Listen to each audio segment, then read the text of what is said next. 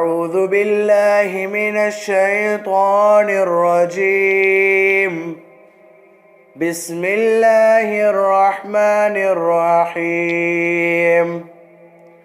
القارعة ما القارعة وما أدراك ما القارعة يوم يكون الناس كالفراش المبثوث